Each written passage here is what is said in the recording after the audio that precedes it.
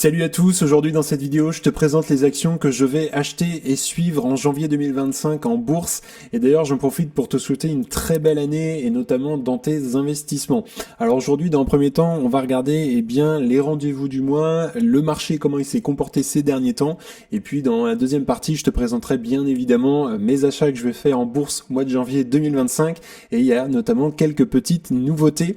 Et d'ailleurs tu peux en profiter pour mettre un petit like à la vidéo, ça permet de soutenir la chaîne et je te remercie grandement. Alors quelques petits rappels comme d'habitude à chaque fois, ici je ne fais pas une analyse complète des actions dans cette vidéo, j'explique vraiment simplement mes achats pour janvier 2025. Si tu veux en savoir un petit peu plus, il y en a d'autres vidéos sur la chaîne qui vont beaucoup plus en détail. Et ici, je défends l'investissement long terme sur la chaîne. Je ne fais pas du tout de trading. Et comme d'habitude, ici, je ne donne pas de conseils en investissement. C'est hyper important que tu fasses tes propres analyses. Ça reste après tout ton argent. Alors si on regarde dans un premier temps, le S&P 500 et le marché, comment il s'est comporté sur un an, on le voit très clairement en 2024. On a eu une super belle année, une super belle performance et bravo à nous qui avons investi.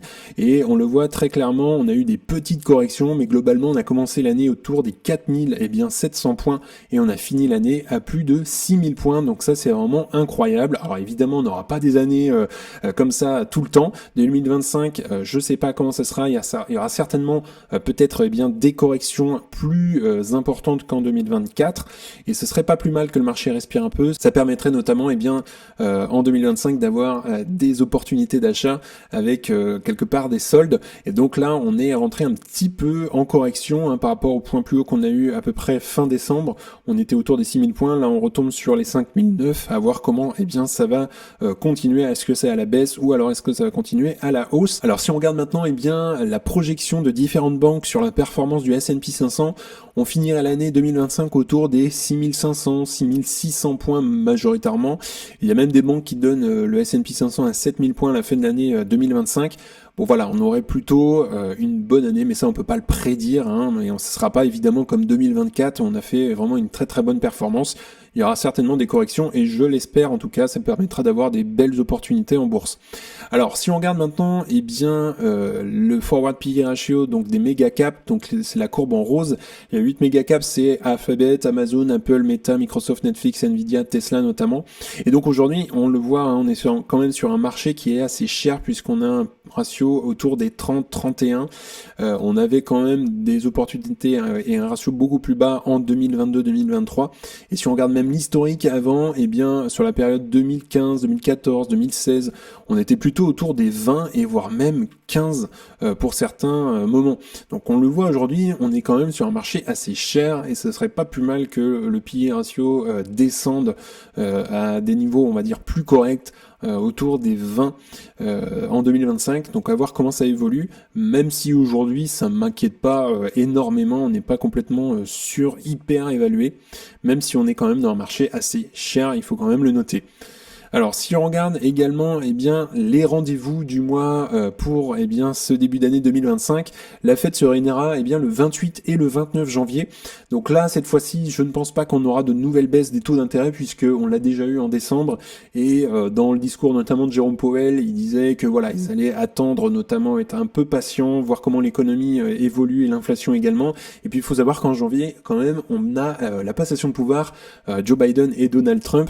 Donc voilà, on va voir comment évolue notamment cette politique, cette nouvelle politique de Donald Trump, et je pense que la Fed va être assez attentif là-dessus et voir si on n'a pas une nouvelle politique inflationniste avec Donald Trump, et donc on n'aura pas de nouvelle baisse, je pense avant mai-juin, une petite baisse, à voir comment ça évolue. Alors justement, si on regarde les indicateurs, notamment les taux d'intérêt et puis l'inflation aux États-Unis, notamment avec l'inflation dans un premier temps, on a une inflation qui a clairement baissé grâce à la politique monétaire de la Fed, même si on remarque depuis septembre une légère reprise de l'inflation. Donc ça, je pense qu'il va falloir surveiller ça, même si on voit sur le forecast en gris qu'on aura un retour, autour des 2% sur le premier trimestre 2025. À voir évidemment comment évolue l'économie, et ça, il va falloir suivre les indicateurs et aussi ce que va dire la Fed. Et ça, on suivra ça ensemble évidemment sur la chaîne. Et si on regarde évidemment les taux d'intérêt aux États-Unis, donc on a eu cette belle baisse, notamment le 18 septembre 2024 de 50 points. Ensuite, une nouvelle baisse le 7 novembre de 25 points. Et la dernière baisse qu'on a eue, c'était le 18 décembre, justement, encore de 25 points. Et là, on est à 4,5. Et là, il va falloir être patient, certainement, à mon avis, pas avant mai-juin, pour avoir une nouvelle baisse de 25 points. Et donc là, la Fed va être assez patiente sur notamment la nouvelle politique, comme je le disais, de Donald Trump. Donc on verra ça ensemble sur la chaîne. Alors maintenant je te présente bien les actions que je vais acheter et suivre ce mois-ci. Et la première que je vais suivre, ça va être Adobe. Donc Adobe, j'en ai parlé récemment sur la chaîne, j'avais fait une vidéo. C'est une entreprise qui repose principalement en fait sur un modèle d'abonnement. Et ça me plaît plutôt pas mal. C'est une entreprise centrée sur des solutions logicielles créatives et productives également. Et en fait ses principales offres incluent des outils notamment qu'on connaît, Photoshop, Illustrator, Premiere Pro pour les créateurs, d'autres services notamment pour les documents numériques. On a également le cloud avec Adobe et ça c'est plutôt basé sur le marketing digital. Et en fait, c'est une entreprise qui mise sur l'innovation. On a tout un écosystème aussi intégré, ce qui permet aussi de fidéliser les clients et ça c'est plutôt pas mal. On est un peu sur le même système qu'Apple et donc voilà, ça permet aussi via les abonnements à Adobe de générer bien des revenus récurrents et ça s'adresse plutôt à un marché varié quand même, du design même jusqu'à l'analyse de données. Et en fait, pourquoi l'action est dans ma watchlist? On a un prix à 560 il y a quelques semaines et on a eu les résultats notamment et l'entreprise a perdu presque $100, un peu plus que $100 d'ailleurs. Et là, on est revenu à des niveaux qui commencent à m'alerter et à m'intéresser et je pense que l'entreprise arrive dans un niveau de valorisation assez intéressant. Alors si on regarde justement Adobe, aujourd'hui on est à $430 l'action et si on regarde en termes de qualité, c'est une entreprise quand même qui a une croissance annuelle du chiffre d'affaires de 14% par an. Donc ça c'est vraiment très très bien. On a une croissance annuelle également du free cash flow similaire au chiffre d'affaires, donc à peu près de 14% et on a une belle croissance des free cash flow. Et on voit ça stagnait quand même d'ailleurs avant, mais en fait ils n'étaient pas du tout sur le même business model avant, ils étaient sur de la licence avant de passer à de l'abonnement. On a un très bon ROCE à 35% et qui s'est bien amélioré depuis quelques années, surtout depuis 2015, et donc ça c'est très encourageant. Ensuite, ils n'ont pas du tout de problème de dette, ils peuvent rembourser leur dette en moins de 3 ans. Adobe fait du rachat d'actions, on a vu moins 8% sur les 5 dernières années, donc voilà, ils font pas de dilution de l'actionnariat, à hauteur de 1-2% par an de rachat d'actions. Et ensuite, ils ont une marge de free cash flow quand même à 40%. Donc voilà, c'est pas une entreprise, c'est du logiciel, donc on a généralement des très bonnes marges. Donc si on regarde maintenant justement les marges brutes d'Adobe, ils sont à 89%, donc c'est vraiment incroyable, ça s'est bien amélioré.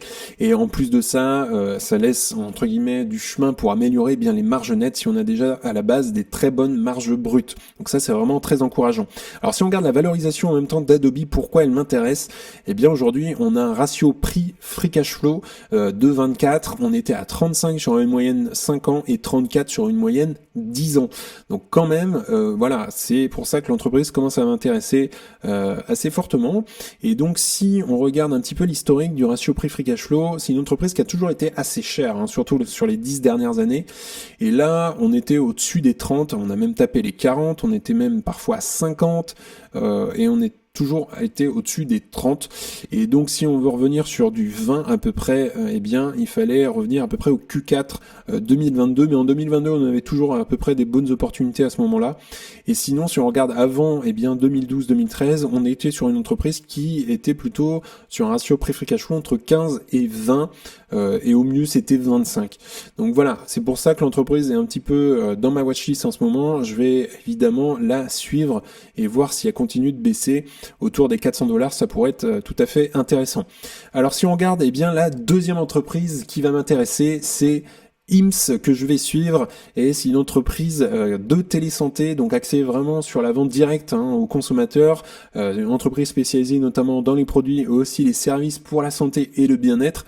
Et en fait son modèle ça repose sur la création d'une plateforme numérique qui connecte en fait les utilisateurs à des professionnels de santé pour des consultations en ligne, donc plus besoin d'aller chez le médecin de manière physique. Également, ils font de la suivi de livraison de médicaments, ils proposent des traitements personnalisés, des produits en marque propre notamment. Et en fait, ça cible un marché notamment sur la santé sexuelle, la dermatologie, la perte de cheveux notamment, la santé mentale. Et puis, ça mise évidemment sur l'accessibilité, la confidentialité et l'expérience utilisateur simplifiée. Donc, tout se fait en ligne on peut tout simplement en une gélule centraliser différents symptômes qu'on pourrait avoir et pas éviter de prendre 15 000 médicaments dans une journée. Et donc, on voit ici le cours de l'action autour des 26 $. C'est une action vraiment très volatile et c'est une entreprise vraiment très jeune. Donc c'est pour ça qu'on a énormément de volatilité. En 2024, on a commencé l'année à peu près à 6-8 $ l'action. On a terminé l'année à 34 et là, elle est rentrée en correction à 26. Donc si on regarde un petit peu l'entreprise en détail pour IMSS, c'est une entreprise bien évidemment qui n'a pas le même bilan qu'Adobe et c'est tout à fait normal. C'est une entreprise vraiment de croissance, très forte croissance, beaucoup plus qu'Adobe. Et si on regarde la croissance du chiffre d'affaires, on était à 100% par an. Donc là, c'est vraiment évidemment assez incroyable. Mais c'est une entreprise, comme on le voit, vraiment très jeune. Mais il y a évidemment du potentiel. La croissance annuelle du free cash flow, c'est pareil. Donc ils sont en positif, free cash flow positif depuis 2023. Donc ça fait c'est très récent quand même. Et ils étaient en négatif les années précédentes.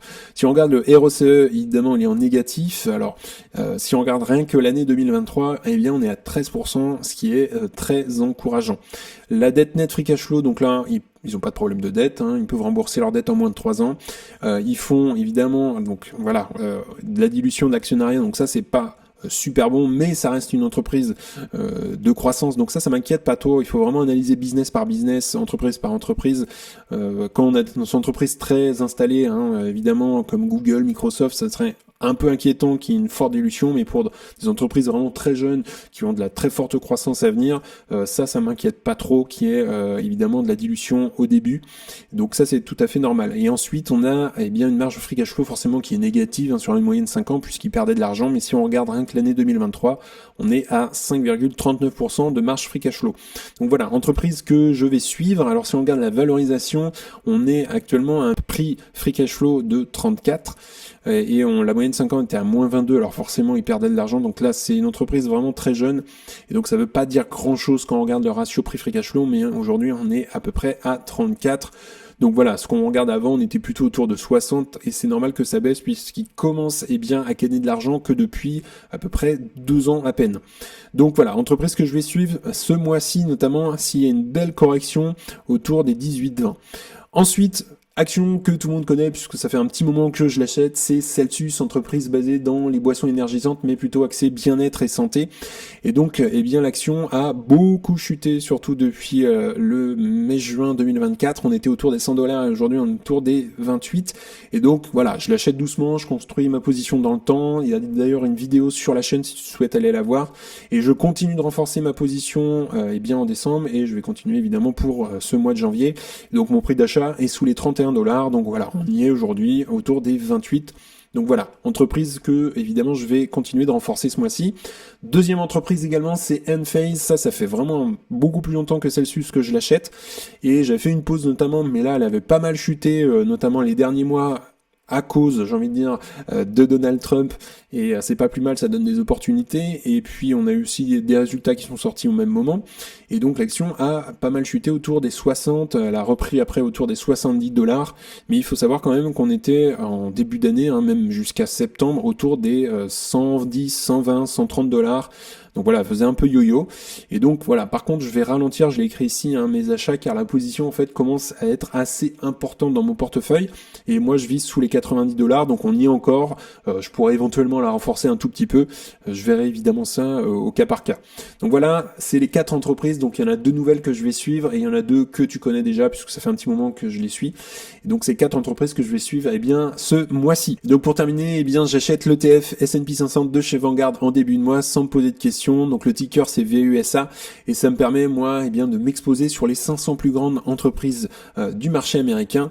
Et donc on le voit sur ce graphique, c'est le long terme qui va faire la différence puisque la correction qu'on a eue notamment en mars 2020, qui était d'ailleurs de 30%, on la voit même plus. La personne qui est rentrée ici, elle serait largement en positif aujourd'hui si elle est bien évidemment restée investie. Donc voilà, les petites corrections, il y en aura toujours, et ça c'est plutôt sain. Et on a un marché qui respire, mais ce qui fera la différence, c'est le long terme. Et d'ailleurs, on le voit sur ce graphique-là, sur une performance de 1926 à 2020. Si tu étais rentré sur le S&P 500 une journée, tu as 56% de chances d'être positif. Si tu es patient, et je le recommande, c'est d'attendre beaucoup d'années. Au bout de 5 ans, on passe à 88% de chances d'être positif. Au bout de 20 ans, déjà, on passe à 100% de chances d'être positif. Donc conclusion, eh bien, le long terme, c'est toute la stratégie ici que je défends sur la chaîne. Alors également, si tu as des actions à me suggérer, n'hésite pas à me dire ça en commentaire. Ça permet d'ailleurs de donner des idées à la communauté et pourquoi pas en faire de nouvelles vidéos dans les prochains jours. Également, si tu souhaites aller plus loin, eh bien c'est le premier lien en description. Tu auras accès notamment à You Can Invest App et dans ton espace membre, tu auras accès à ma watchlist avec mes objectifs de prix. Tu auras accès au best stock, donc c'est les meilleures actions à détenir dans ton portefeuille avec 6 critères de qualité. Également, tu auras accès au discothèque cashflow pour estimer le juste prix à payer. Tu auras également accès à une communauté privée d'investisseurs. Et puis le gros plus, c'est les appels vidéo illimités pour t'accompagner dans ta stratégie, faire grossir évidemment ton patrimoine, analyser des actions et ton portefeuille. Donc si tu veux nous rejoindre, c'est le premier lien en description. En tout cas, on en a fini pour aujourd'hui. N'hésite pas à liker la vidéo, à t'abonner, ça fera grandir la communauté et puis ça me soutient. Si tu souhaites regarder une autre vidéo, tu peux cliquer juste ici. En tout cas, je te souhaite une excellente journée et à bientôt pour une prochaine vidéo. Salut!